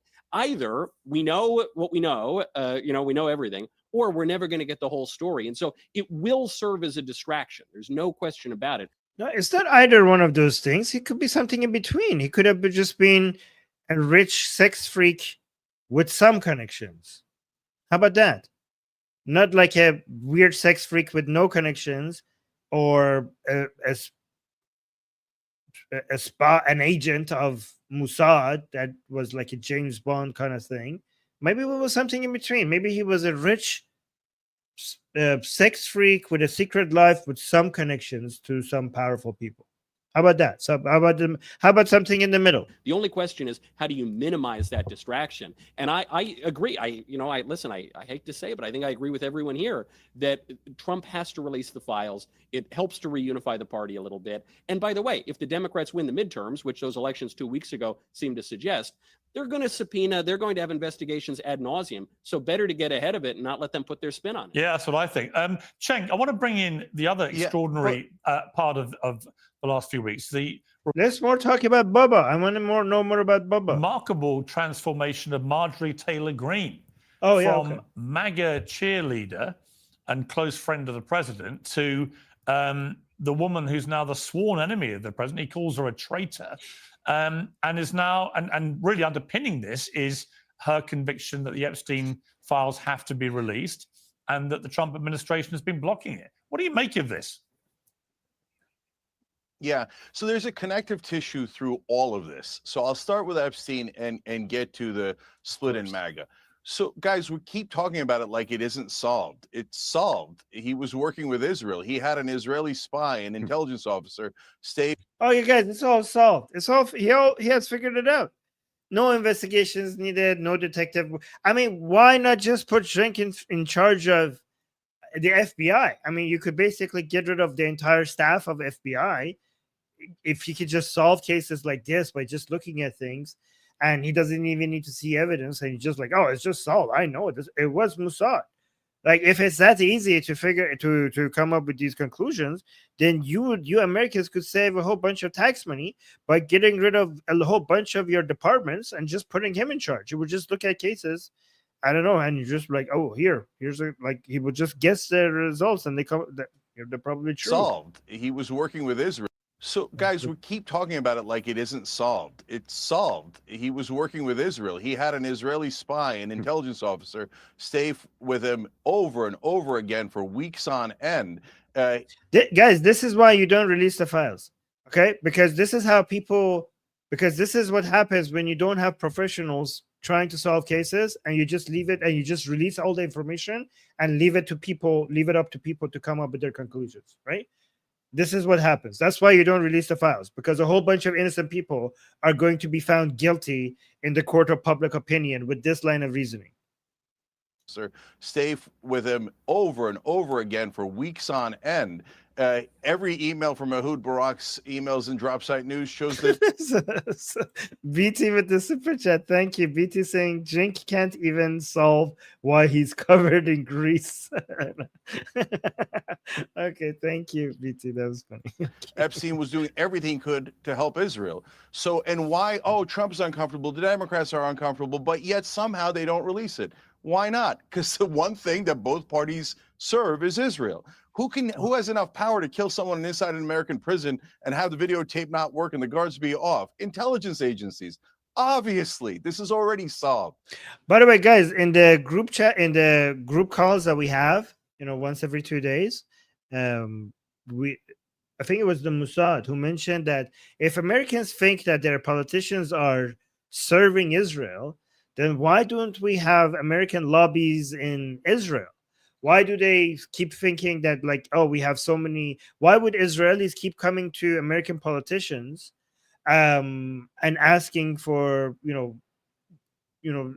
support or trying to convince them to take different positions? If Israelis are in charge and America is doing Israel's bidding, then Americans would be in Jerusalem constantly asking for Israelis, begging them to take this position or that position or do this and that, and trying to influence the decisions. It would be the other way around. I mean, the fact that the people come to Washington trying to influence American politicians shows that it's the American politicians who are in charge. They have the main power, not the other way around. So now the connective tissue. So the reason why Trump's base is upset is because the core of the promise was America first. And now they have Trump get into office. First, he says, no, I'm not serving you guys. I'm not releasing the Epstein files. Then he says, okay, nope, I'm going to bomb Iran and I'm going to do whatever Israel wants. Israel is first. Then it goes way beyond that. Then it goes, okay, I don't care about affordability anymore. Hey, tax cuts for the rich, subsidies for oil companies, and all the things that never put Americans first, the donors first, whether they're oil companies, pharmaceutical companies, or the Israeli lobby. So Marjorie Taylor Greene comes along and she says what MAGA's been saying all along. So now what you guys have to understand is that Trump's voters, in my opinion, and I'm curious what you all think, are in three buckets, right? One is independents who listen to Rogan, Young Turks, Theo Von, Tim Dillon. Those guys just hate the establishment. And they'll vote for anyone who's an actual enemy of the establishment and a populist for the American people. So those guys are already gone. I mean, you see it in the younger voters. Trump used to have an 8-point lead. Now he has a 55-point deficit. So an independents and the young are gone. Then there's a bucket in the middle, which is true MAGA, the original MAGA, America First. And I disagree with their social issues, et cetera. But that's Marjorie Taylor Greene, Tucker Carlson, Tom Massey, et cetera. And then the third bucket is Trump loyalists, the ones who say, oh, yeah, of course, everybody's eating cats and dogs, and Trump couldn't wait to release the Epstein files, and this was all a trick and a chess game and all that. Those guys are hopeless. Trump could say anything and they'll believe it. And in fact, the rest. So you notice how they separated MAGA people from Trump loyalists, and Trump loyalists are bad, but with MAGA, he only has a slight disagreement with. Do you know why he did that? So do you understand what he just said? The Trump loyalists are the hopeless people. The MAGA, we have some disagreements, but he's not against them. Do you know why? Because they're anti-Israeli. Because all of the things that the right and left, the far right and the far left, I mean, so many people on the right and the far and the left disagreed upon has now gone away, and the issue is pro-Israel and anti-Israel. So it's about the Jews. So the far left people are not anti-MAGA anymore, because in their mind, MAGA is now an ally because MAGA is anti-Israel. The people who are supporting Trump are not considered MAGA anymore. They're just Trump loyalists. But you don't want to upset the MAGA movement, because MAGA is like all of the things that they disagreed on is not as important anymore as whether or not you how much of a Jew hater you are, right? If you hate Jews, if you're anti-Jewish, you're on our side. Those guys are hopeless. Trump could say anything and they'll believe it. And in fact, the rest of the Trump voters are now looking at them like, are you guys nuts?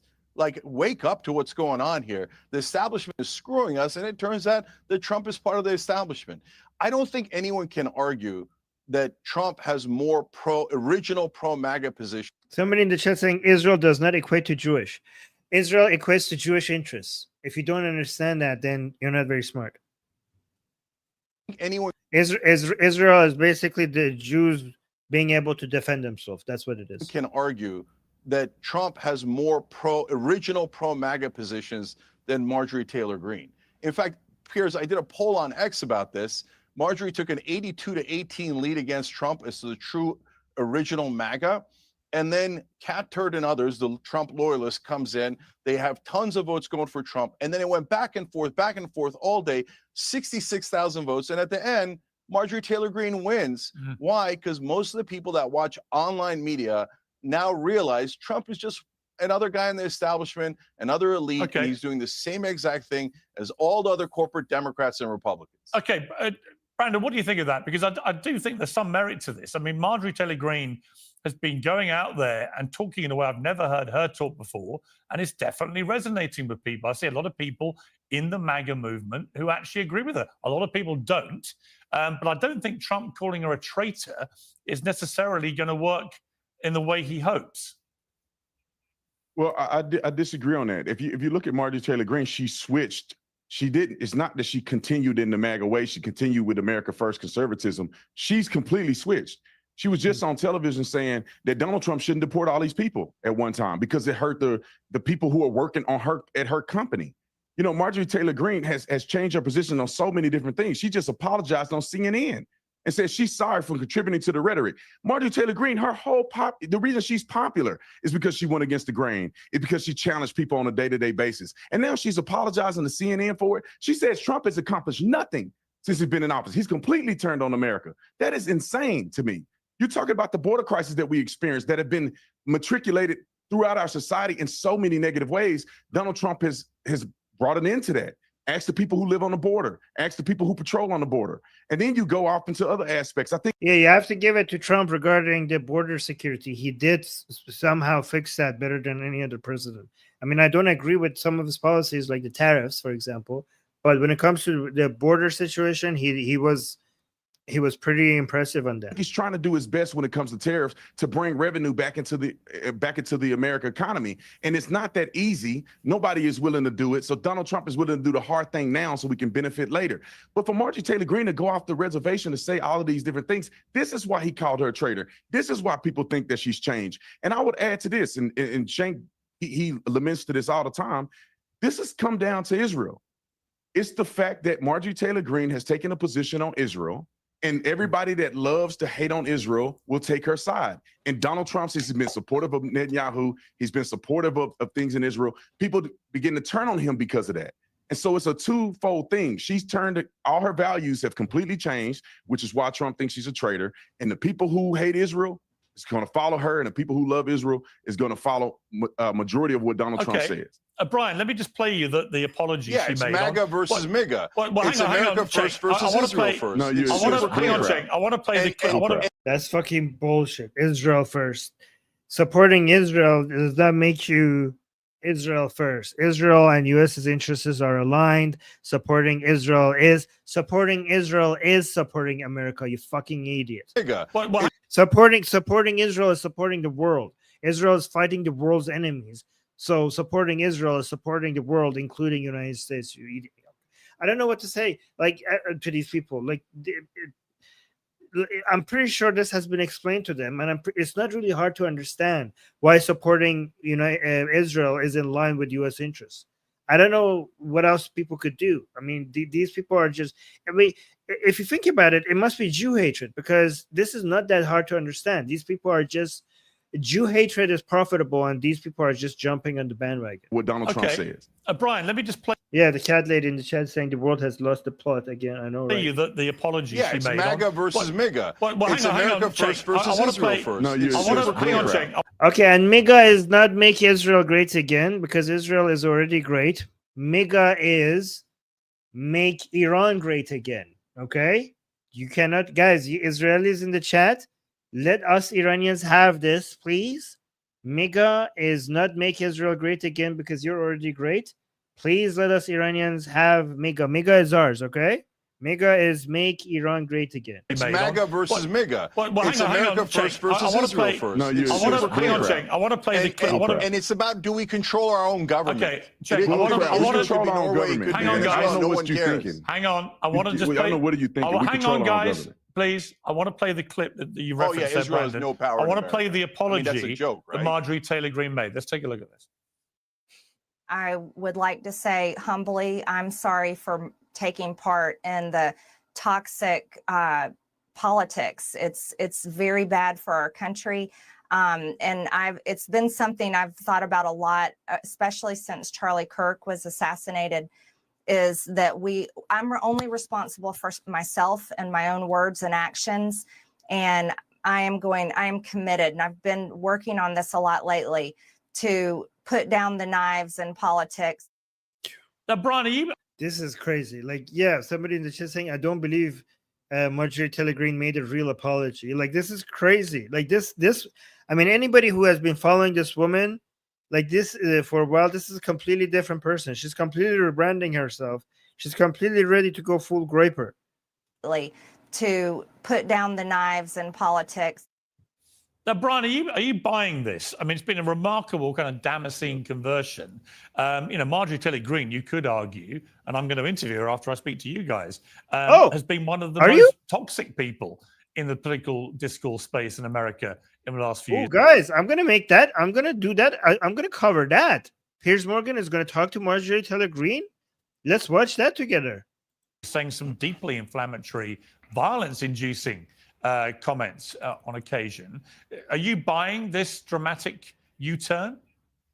Do I think it's coming from a place of true honesty? Probably not. I think that she sees that there's that it's politically advantageous for her to be able to say this. I think she. Find out. This guy said something I agree with. He feels burned because, clearly she wanted to run for U.S. Senate in Georgia, and instead, one of the good old boys, Buddy Carter, was anointed by Donald Trump. So I think she's on a bit of a rampage here. But on the other point, I mean, look, the fact that she's resonating so much is a testament to the fact that there is a recognition in Trump's base, or on the right more broadly, that all of the things that Trump promised are not coming to fruition. This guy ran for office as some populist champion. He promised lower rent, lower housing, lower groceries, lower eggs. He promised free IVF, ending the Ukraine-Russia war on day one. He promised lower costs. Look what he's done since he's actually been in office. Costs on everything have surged because of this misguided trade war that everybody said was going to raise the cost of everything.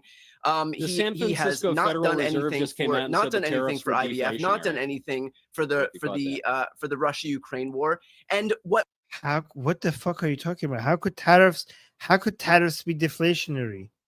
Hold on. Costs on everything have surged because of this misguided trade war that everybody said was going to raise the cost of everything.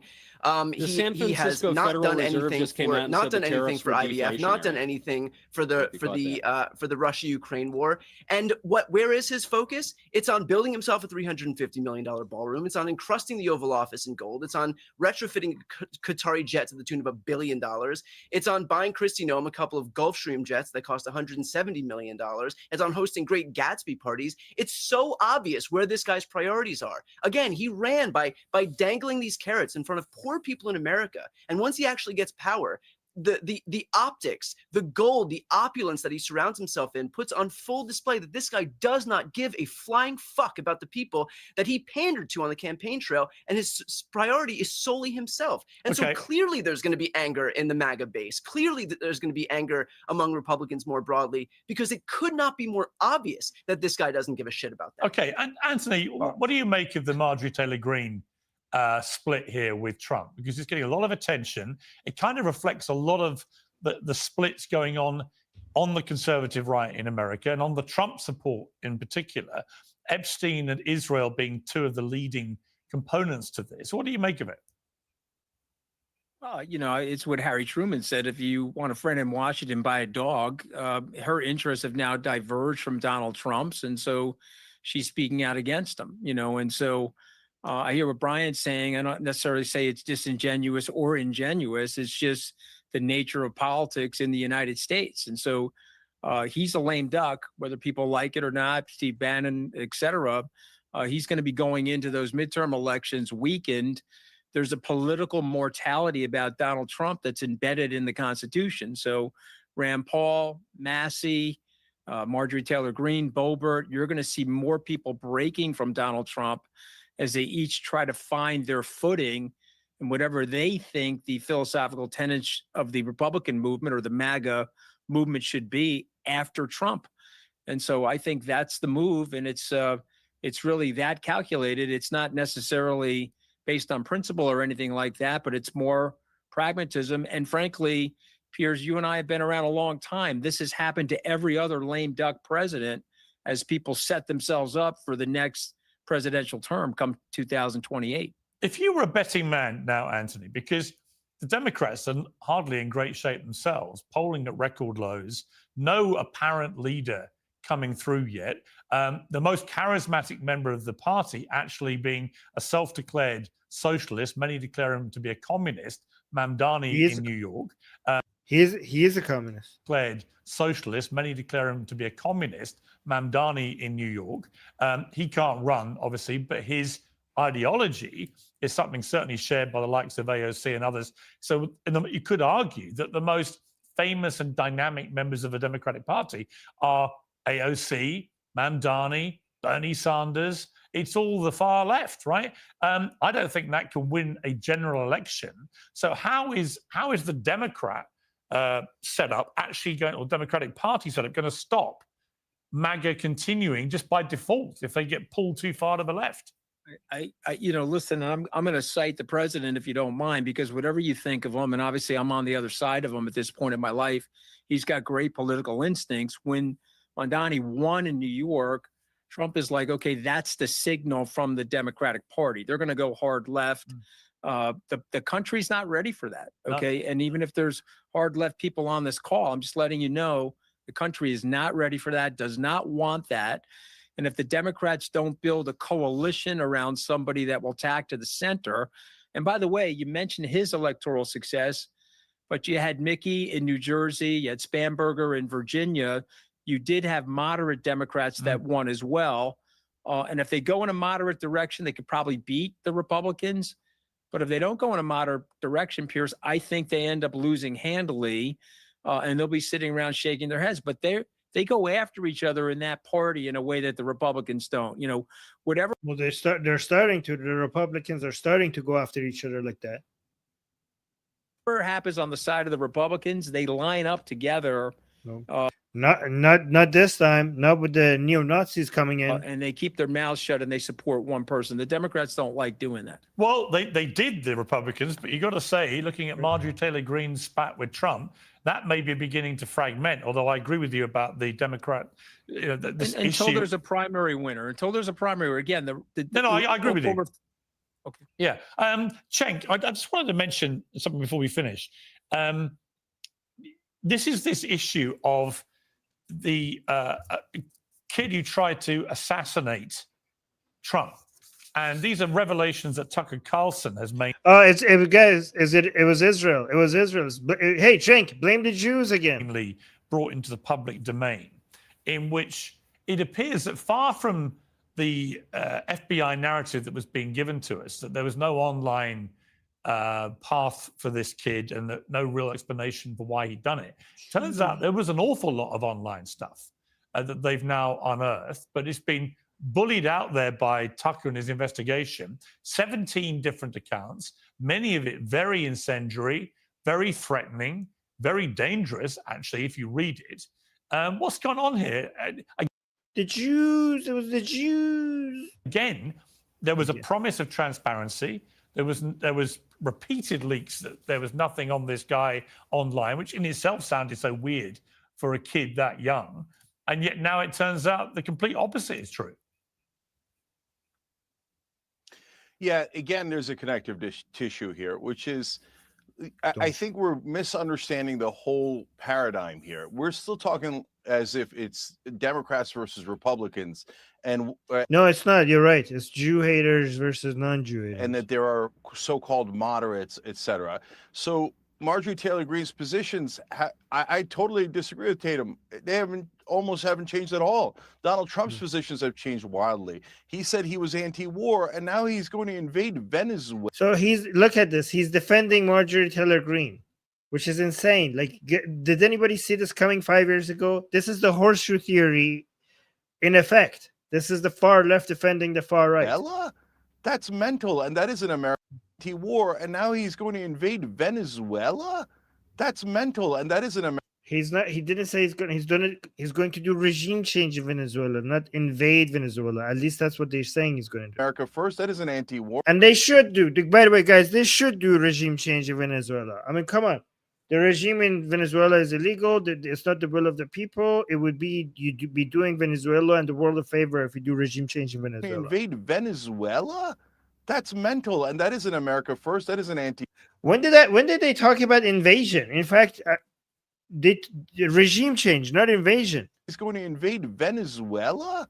That's mental, and that is an America first. That is an anti-war, etc. So what's the connective tissue? Whoever is the most populist is the one that the people support the most. The people, whoever is the most. But by populist, it means a Jew hater. Most anti-establishment is the candidate that's going to win. So anti-establishment also is now another word for Jew hater. When you talk about by the way, in the same way that globalist and established means Jew, okay, banker means Jew, globalist means Jew, establishment means Jewish control. From now on, anti-establishment means Jew hater. The most anti-establishment is the candidate that's going to win. So anti-war also now apparently means Jew hater. These are just code words now. When you talk about, like the far left, like Mamdani, AOC, etc. No. It is, I don't care where you are on the political spectrum. Yeah, exactly. John in the chat is saying, if you're anti-war, you must be pro some wars. Yeah, because the only way to stop wars is with war. Exactly. I care where you are in the spectrum between establishment and populist. So the reason Mamdani won, and originally the reason AOC won, is because they were anti-status quo, anti-establishment. Originally, AOC is not anti-establishment anymore for these people. You know why? Because she didn't take a stronger position against Israel, as she should have, apparently. So when he says populist, he's actually using it as he's saying that as a positive. And for him, populist means just anti-Jewish interests. The reason Mamdani won, and originally the reason AOC won, is because they were anti-status quo, anti-establishment. They were for change, right? So at this point, though, I guarantee you, both the Republican and I hope the Republican for sure, and my God, I'm going to do everything I can to make sure that the Democratic primary as well is won by a person who is deeply, deeply anti-establishment. So hey, Cenk, how did right Joe now, Biden win the in people 2020? in power. It's interesting. See, like he doesn't care if they're left and right. These people used to hate the right, but now if you're a populist or basically anti-Israeli, you're on their side. Are screwing the average person, and it's super obvious. So Marjorie Taylor Greene's saying it on the right, Tucker Carlson's saying it on the right, and the government is covering up 1,000 things. So why did they cover up with the shooter's real history? That's a super fair question. Because it was under investigation, and you don't release everything when you don't release everything when you're investigating stuff. You know, look, before Piers, I believed the things the government said. Now I look back at it and I think, come on, man.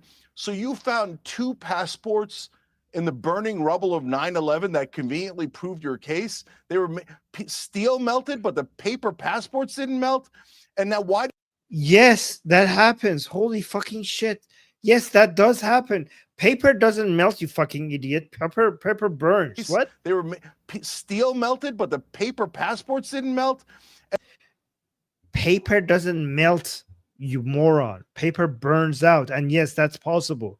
It's possible that there's heat in some corners and not heat in some other corners. Oh my God. And now look at this. Look at these idiots. Case, they were steel melted, but the paper passports didn't melt.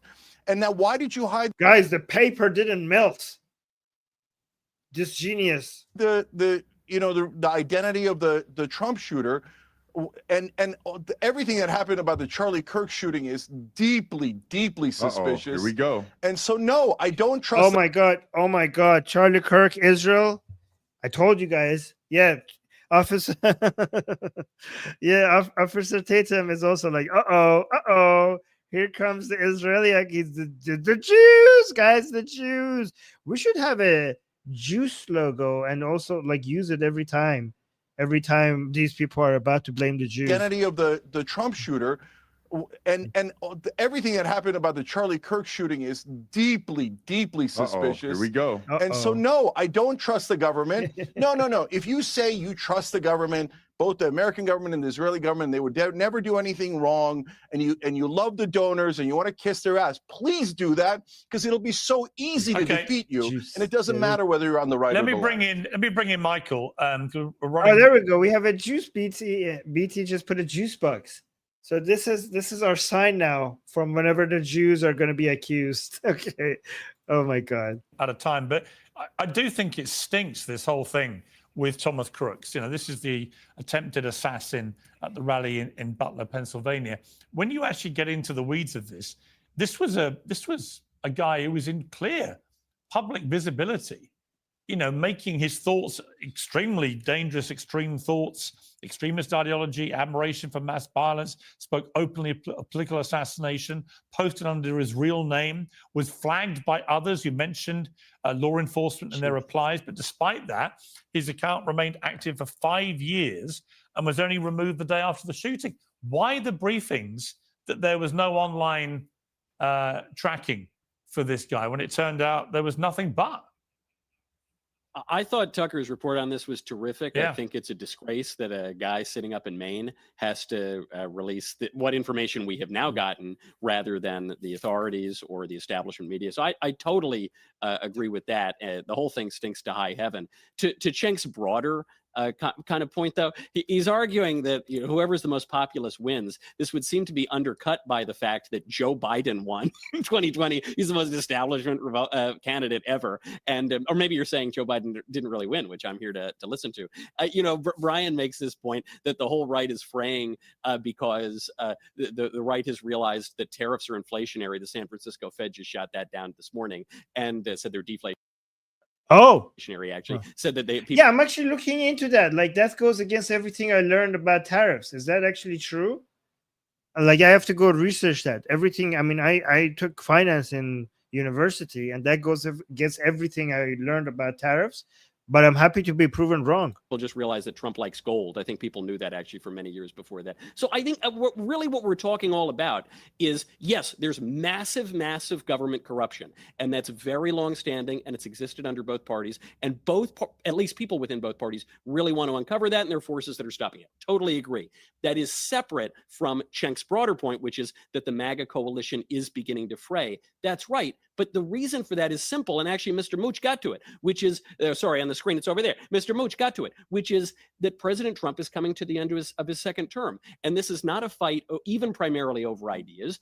Part of the reason Marjorie Taylor Greene is using Democrat rhetoric on CNN is because Trump hit her and said that she's basically out of the tent. What this is about is 2028, and it's going to be a fight for control of the right that we haven't now had to see in about a decade. And that's going to bring in questions of conspiracy. It's going to bring in questions of economy, foreign policy, all the rest. To try to overcomplicate it, I think, is simple. The race for 2028 is on, and every split within the right-wing coalition comes down to that. Yeah, I've got to leave it there. All I would say is it may seem like the Trump second term is coming to an end, Michael. In fact, he has over 3 years left. It just feels like it's already been 3 years, which is the other part of Trump being president, is that every day seems to go on for about a week. But guys, thank you all very much indeed. A really excellent panel, and I appreciate all your time. Thank you. All right. Well, that was lame. All right, guys, we're going to end it here. Don't forget to like the stream, and don't forget to follow if you're new here. We're going to have a group call tomorrow. Link in the description if you want to join and talk to us. And tomorrow, what do you guys think I should talk? I think I'm going to cover the water crisis in Iran tomorrow. Do you guys think that's a good idea? Let me know in the chat. Do you guys want to know more about the water crisis right now in Iran? Let me know in the comments if you want us to watch, cover that together. Oh, thank you, Amir. Amir saying Atheist Republic, the best channel for Middle East and Middle East geopolitics and religion analysis. I mean, we're actually going more than the Middle East now. We're actually covering more areas. Hell yeah, great idea. Okay, let's do that. Every stream about Iran is great. Yes. Okay, so let's do that. Let's cover that, and we could just watch that. And then after our stream tomorrow, we will do our group call as usual. We're gonna go and talk together. Okay, so. See you guys tomorrow, same time. I'm Israel Chai, Javid Shah. Thank you for being here with me.